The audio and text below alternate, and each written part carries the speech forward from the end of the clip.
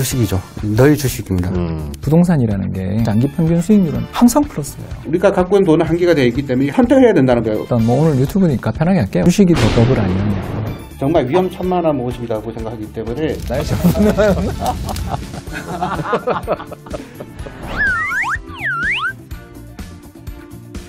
네, 친구들 만나면 가장 먼저 묻는 질문 중에 하나가 너희는 재테크 어떻게 하니? 라는 질문입니다. 주식 투자하니? 아니면 부동산 투자를 하니? 라는 질문하고 비슷한데 부동산 투자도 하면서 주식 투자도 하거나 주식 투자도 하면서 부동산 투자를 하거나 하는 분들은 그리 많지는 않은 것 같습니다. 각자 이제 스타일이 있기 마련인데요.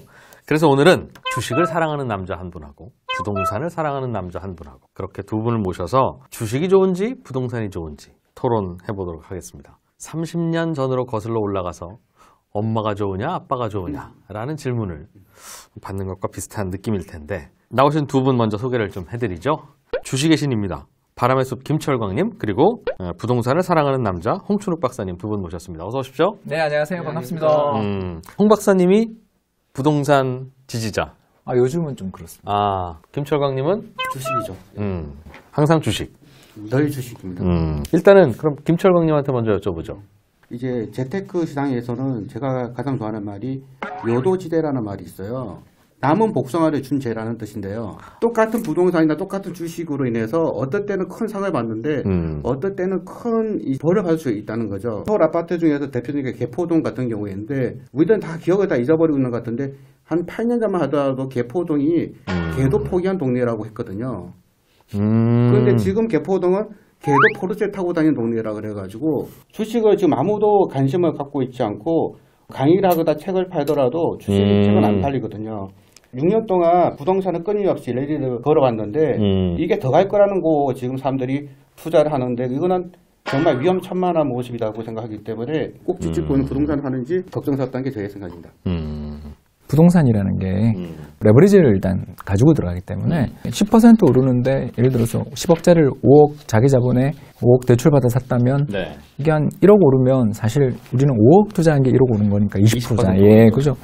이런 그 지렛대 레버리지 투자 효과가 있기 때문에 부동산이라는 게 사실 양날의 칼과 같아서 내릴 때는 또 레버리지 그렇죠. 손실을 본다는 거죠. 수익을 낼 때는 앞면에 날카로운 칼로 얼마든지 우리 과실을 먹을 수 있지만 반대로 하면 이 칼이 나의 몸을 벨 수도 있는 거잖아요. 저 솔직하게 이야기하자면 주식이 더 버블 아니었냐. KLX 300 지수를 같은 거 가지고서 지수를 변경하면서 바이오를 비롯한 코스닥 시장에 있는 좋은 기업들을 국민연금이 살 수 있게 하겠다. 이거 작년 3월 이야기 아닙니까? 2월, 3월에. 근데 안 됐죠. 결국 아직도 코스피 200이 국민연금 투자에 있어서 가장 중요한 잣대가 되고 있죠. 그 과정에서 어떻게 됐습니까? 어마어마하게 급등했다가 제자리는커녕 그보다 더 확 밀리는 것을 봤죠. 어떤 자산에 대해서 그게 꼭지도 아니다라고 이야기하는 그 비관적 자세를 가지고 계신 분이 많다는 자체는 시장이 아직도 더 갈 가능성이 높다는 뜻으로 봐야 되는 거죠. 주식에 올인하는 게 더 위험할 수도 있다라는 걸 작년의 경험에서 우리 느끼지 않았냐라는 거죠. 김철광님은 주식을 선택한 이유는 부동산이 나쁘기 때문이다. 홍춘욱 박사님은 부동산을 선택한 이유는 주식이 나쁘기 때문이다. 그렇다는 것도 되겠고요. 더 나가서 2015년의 일이었어요. 그러니까 위에 계시는 상사님이 갑자기 얼굴이 새파래지셔서 저를 부르셨어요. 그러면서 모 기관의 보고서를 딱 내놨는데 2016년부터 인구가 감소하기 때문에 부동산 사면 큰일 나고 우리나라는 인구 절벽 때문에 부동산 시장 붕괴된다라는 보고서를 딱 놓고서 저한테 그러시는 거예요. 우리 부동산 투자 비중이 얼마가 되고 최근에 투자한 게 얼마인지 가져와봐라. 그리고 이거 어떻게 생각하냐. 그것 때문에 출장을 갔다 왔어요. 일본에 출장을 갔다 온 적이 있었습니다. 인구 감소는 전체적으로 진행되죠. 지금도 감소 중이에요.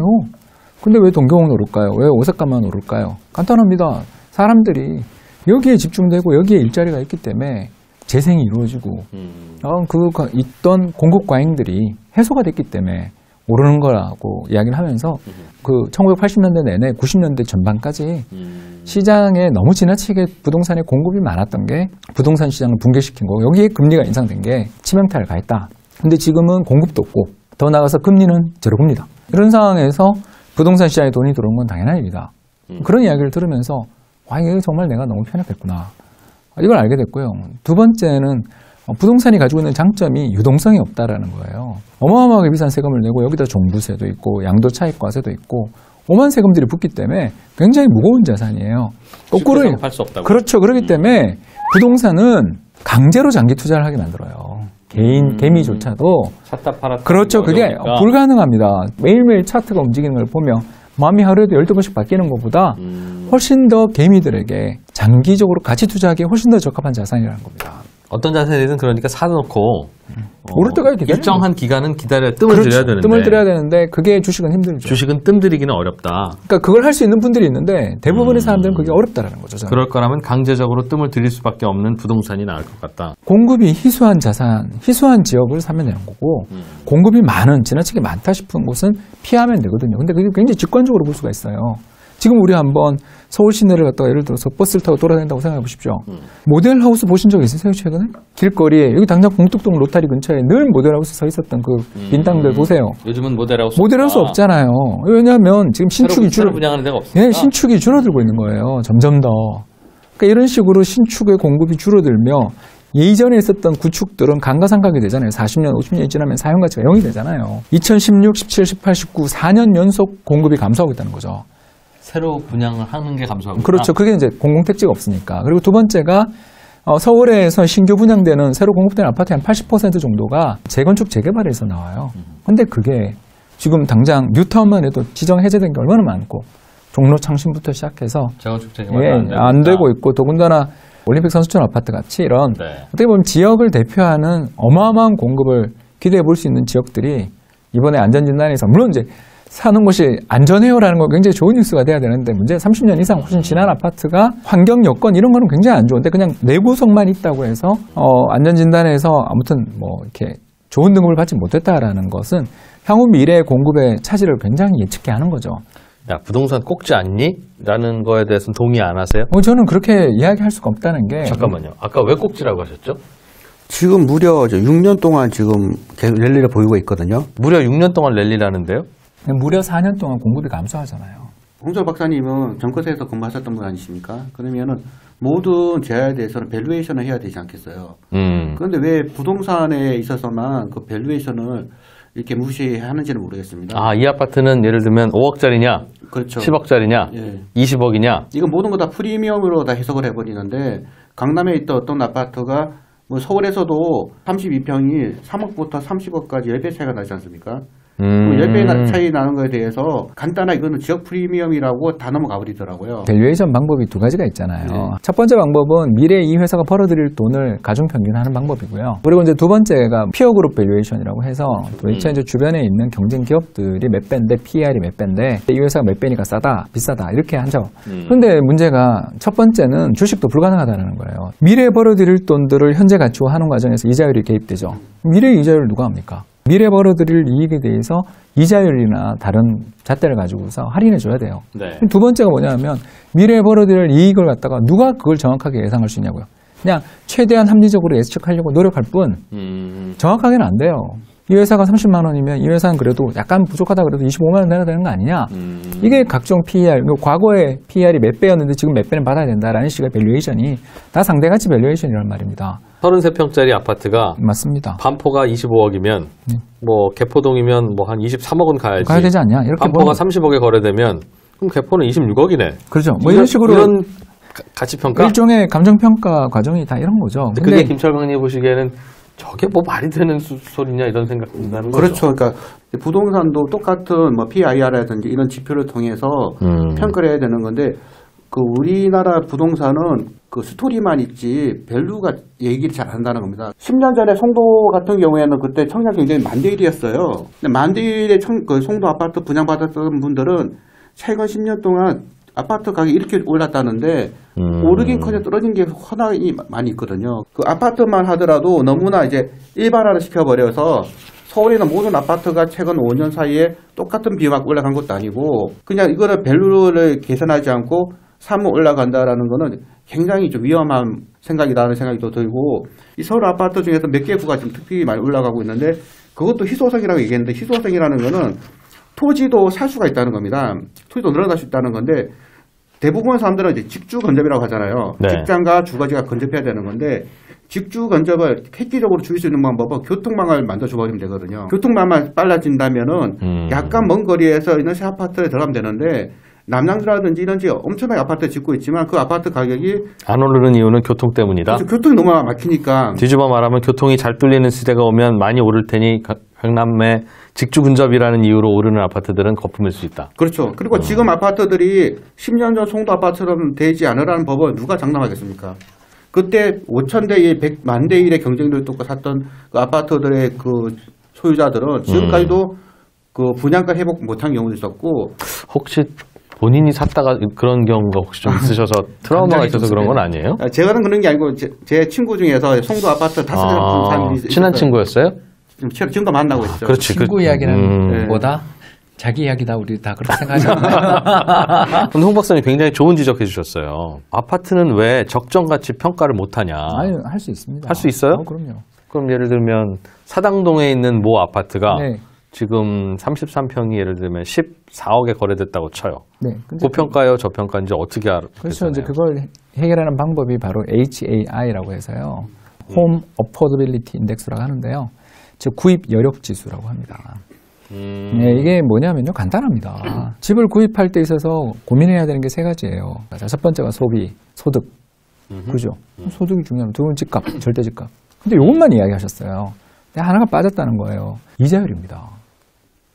퍼가 적정 퍼는 성장이 없는 환경에서는 이자율의 역수라고 그러잖아요.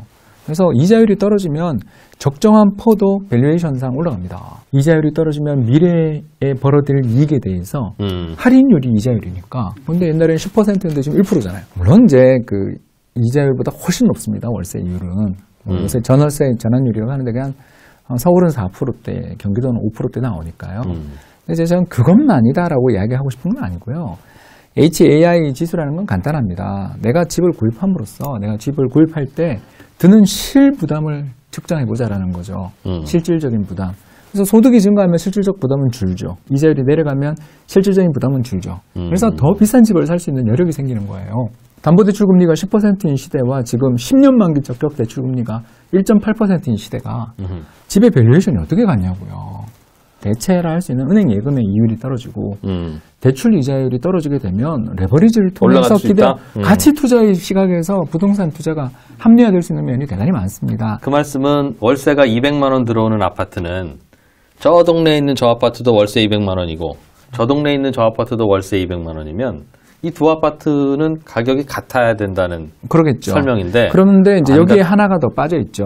네. 우리 이제 근데 그걸 저는 이야기를 못하는 이유가 이제 그게 G 성장률이잖아요. 인기가 좋은 앞으로 계속 인기가 유망하다고 생각되는 지역은 앞으로 월세가 오를 거라고 생각할 수 있겠죠. 바이오 기업들의 PER과 은행의 PER은 다릅니다. 그게 성장성 때문이잖아요. 근데 우리가 그 성장성까지 이야기를 하기 시작하면 오늘 밤을 새도 안 되니까 저는 그 이야기는 안 한 것뿐이에요. 버블이 아니다, 이다라고 말하려면 정확한 잣대를 들고 가야 되는데 그게 제가 방금 말씀드린 구입 여력 지수 또는 구매 여력 지수인데 그 구매 여력 지수는 역사적 평균 수준입니다. 그게 무슨 말이에요? 예, 역사적 서울 평균? 지역에 예. 밸류에이션을 하려면 역사적 평균 밸류에이션을 가지고 많이 보지 않습니까? PER이 이 기업이 10배다. 네. 그런데 지금 8배, 어우, 싸다 이러잖아요. 네. 그렇지 않습니까? 그런 것처럼 서울 지역의 역사적인 구매 여력 지수를 비율을 계산해보면 한 120 정도 나와요. 근데 지금 얼마냐면 122인가 123이에요, 3분기가. 서울에 있는 많은 집들은 전 고점을 훨씬 넘어서 사상 왜냐하면 최고가인데. 소득도 늘었으니까. 아, 소득도 늘었으니까. 그리고 이자율은 반토막, 아니, 반의 반토막이 났으니까. 그러니까 집값은 소득이 늘어나면 올라가는 거고. 그렇죠. 이자율이 내려가면 또 올라가는 두 가지 변수로 움직이는데. 왜냐하면 특히 부동산은 더 이자율이 민감한 게 레버리지를 기본으로 하니까. 그러면 과거의 고점인 시절의 그 소득과 이자율을 감안하면 160 정도였습니다, 그때는. 지금은 얼마예요? 120 초반입니다. 그러면 과거만큼 부담스러울 정도로 올라가려면 지금 한 여력이 20-30% 남아있죠. 20-30% 더 그러니까 소득이 안 는다는 전제에서. 그 HIAI, 하이라는 그 지수가 그렇게 중요하고 그걸로 인해서 움직이는 거라면 이거 저 별로 못 봤는데요. 누가 별 계산 안 해주던데요? 예, 두 군데서 계산을 하고요. 하나는 KB 부동산에서 매월 발표를 하고 있고요. 두 번째를 더 말씀드리자면 그냥 어디냐면 우리 그 영모기지론이라는 걸 우리는 하고 있습니다. 그죠? 주택연금. 예. 그러니까 주택연금을 해주는 회사가 주택금융공사라는 공기업이 있는데 이 회사는 집값을 자기가 이렇게 주택연금을 계산해서 딱 사줬는데 집값이 빠지거나 그러면 큰 손실이 나는 회사잖아요. 그래서 주택 가격이 지금 적정이냐 아니냐에 대해서 제일 관심이 많은 회사죠. 이 회사는 이제 분기마다 요지수, 주택 구입 여력 지수, 부담 지수라고 여기는 이제 반대로 계산을 하는데 아무튼 요 두 지수들을 함께 참조해서 보시면 그 지역, 서울 지역이 저는 아까도 말씀드렸습니다. 일부 지역이 버블일 수 있다. 동의한다는 거죠. 그러나 평균적으로 서울 평균 아파트 가격이 버블이 아니다. 이런 식으로 단정짓고 이야기하는 것에 대해서는 그렇게 볼 최근에 징후가 있다는 걸 부인하는 게 아니라 우리 김철광님 표정이 지금 감동받아서 집 사러 나갈 분위기예요. 아니야. 그러지 않아요. 저는. 주식에 대한 밸류에이션은 어떻게 보세요, 그러면? 홍 박사님께서. 우리가 싸지 않다라는 거죠. 저는 안타깝게도. 이렇게 2017년에 잠깐 오르다가 계속 내려왔는데도 싸지 않다? 왜 그러냐면 기업 이익이 너무 네. 많이 빠졌다. 기업들의 이익이 최근에 너무 가파르게 이익이 줄었어요.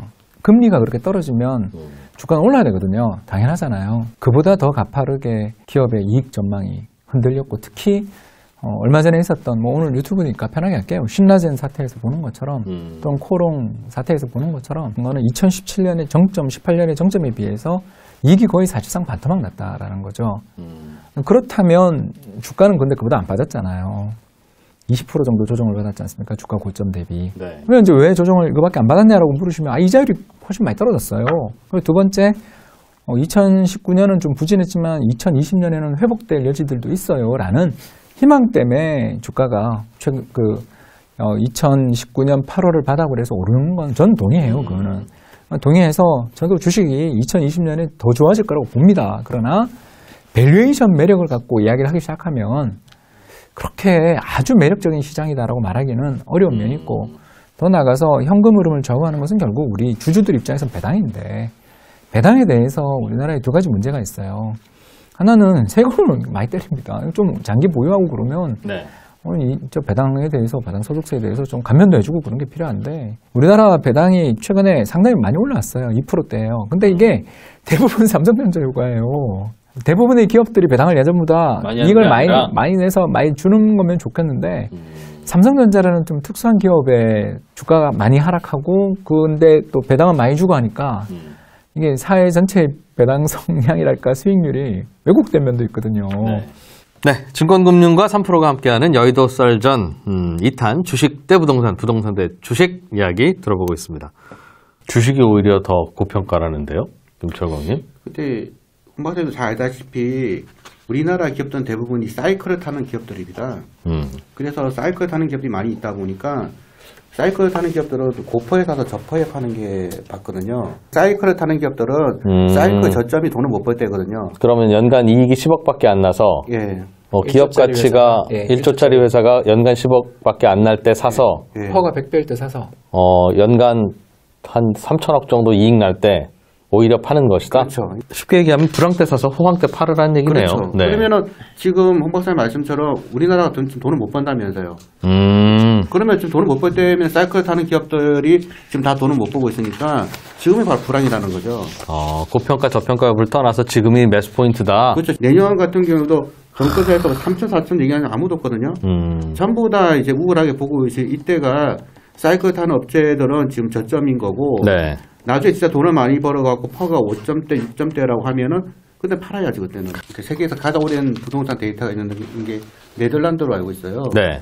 그 부동산을 이제 250년인가 그 통계를 보면은 물가 상승률만큼 부동산 가격이 올랐다는 겁니다. 길게 보면. 그렇죠.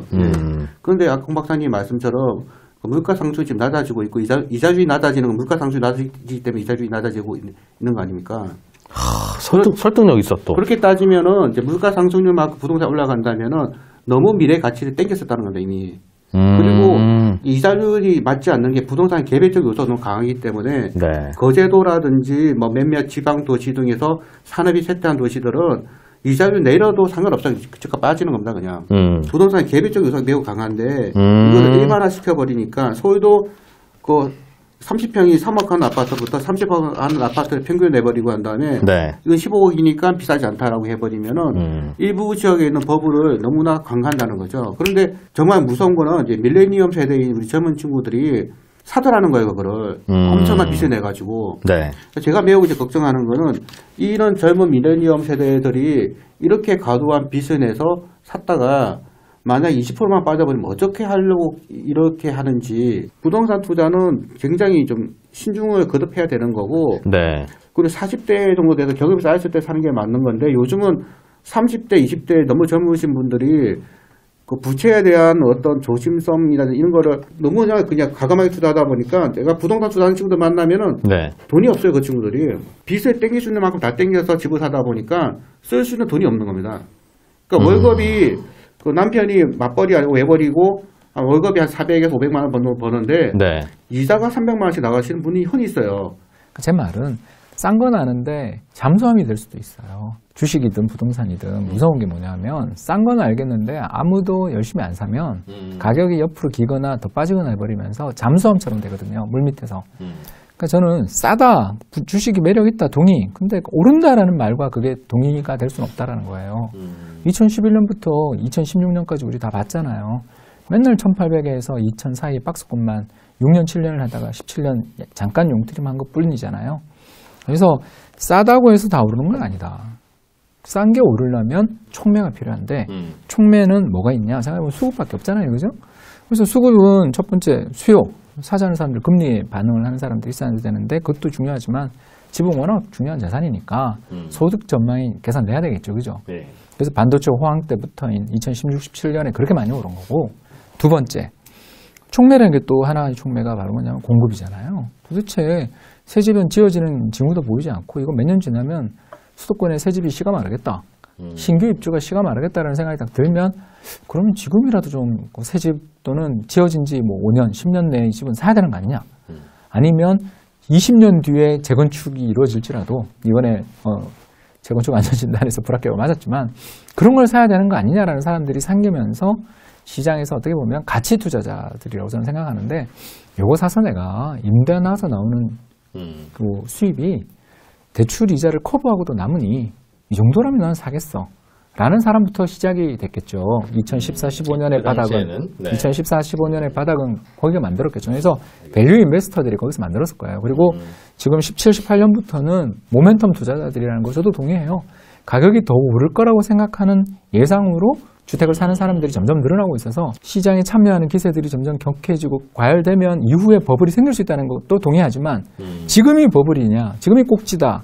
이런 식의 주장들을 통해서 부동산이 매력 없다라고 이야기하는 거는 이거 역시 굉장히 리스크하다. 그리고 두 번째, HAI를 비롯한 각종 지수를 보면 역사적 평균 수준이거나 약간 높은 정도에 불과하다. 그리고 세 번째로 무엇보다 주택시장에서 이런 뭐 붐이 생겼어요. 언제 꺾이냐, 역사적인 사례들. 아까 워렌 하르트, 네덜란드의 워렌 하르트 사례를 1630년부터 시작해서 300년 통계를 갖고 이야기하셨는데 문제는 최근에 발견된 여러 논문들에 따르면 1880년부터 2016년까지 뭐 거의 130년, 40년. 네. 그 전 세계 16개 나라, 거기는 네덜란드 한 나라지만 전 세계 16개 나라의 실질, 그러니까 물가를 감안한 부동산의 실질 수익률이 얼마냐, 연평균 수익률이 얼마냐, 7.0이에요. 왜 그런가? 임대 수익이 보장되기 때문이잖아요. 주식 수익을 계산할 때 배당 수익률을 포함해서 계산해야 되는 것처럼 부동산도 역시 임대에 따른 임대 수익의 기회들 이런 부동산 것들을 가격 오르는 것만 더하지 말고 그렇죠. 1년 동안 월세를 받았으면 그 월세를 더해야 된다. 또 아니면 내가 남의 집에 살았으면 내가 써야 될 월세 비용조차 세이브되는 것도 감안을 해야 된다는 거죠. 그런 식으로 계산을 해보면 7% 정도 나옵니다. 세계 2차 대전이나 1차 대전, 대공황 같은 심각한 위기가 벌어졌다 하더라도 10년 장기 평균 수익률은 항상 플러스예요.